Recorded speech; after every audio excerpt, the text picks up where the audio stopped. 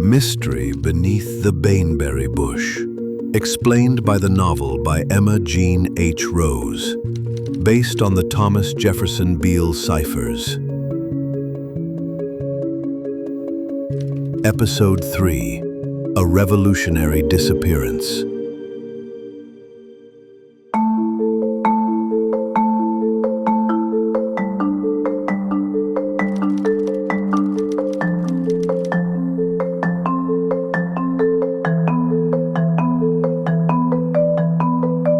History tends to forget the quiet ones, but in Gilbert Bean's case, it may have been intentional. Emma Jean H. Rose uncovered not just a missing name, but a deliberate erasure, and what he left behind in cipher may explain why.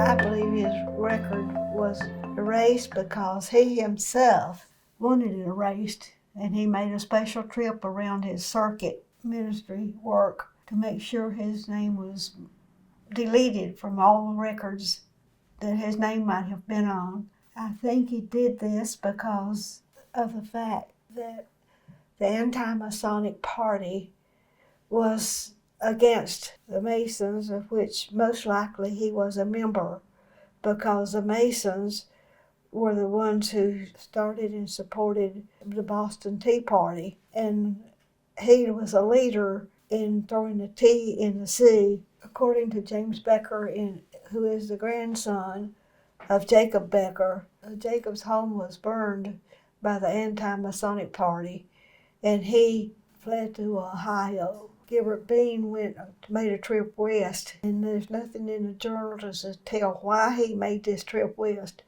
but most likely he had fled himself from the anti-Masonic party.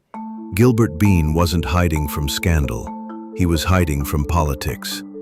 As anti-Masonic sentiments swept through the country, records were destroyed, men were threatened, and Gilbert, it seems, chose to vanish.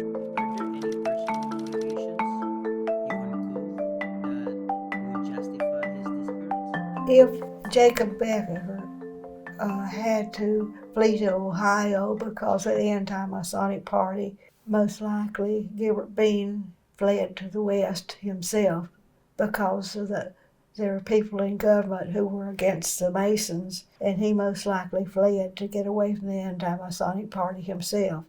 But there's nothing to really support this. It's just a part of history. We don't have a confession, but we have a pattern. Every action he took after that moment suggests one thing. He knew staying visible could mean persecution.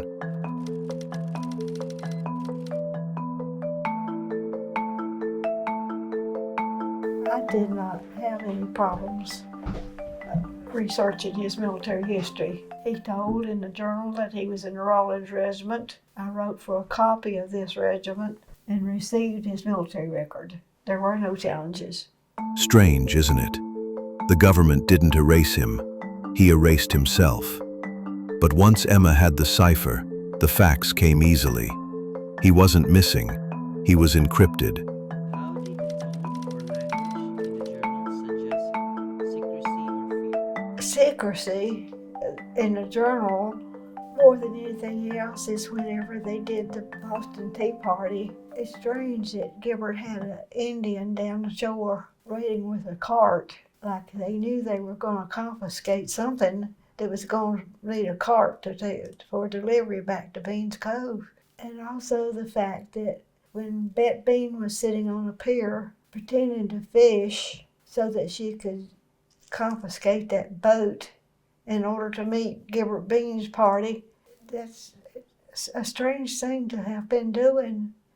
So it was more secrecy than fear. They didn't seem to have fear of anything. How did she get the boat? She was sitting on a pier, and there was a British officer standing near her. Like, it would almost make sense that he was standing there protecting her from anyone else that might come up. Why else would he have been there? He most likely was involved. He may have been involved in this transport of this gold himself. But whenever a young guy came up and handed him a message, they left, and it was his boat, the officer's boat that was sitting there when he was in charge of. Then she took the boat and sailed off with it. A woman pretending to fish, a cart waiting in the shadows, a British officer turning his back, on purpose. This wasn't just revolution, it was a covert operation, and Gilbert Bean encoded every step of it in a cipher we nearly dismissed as legend.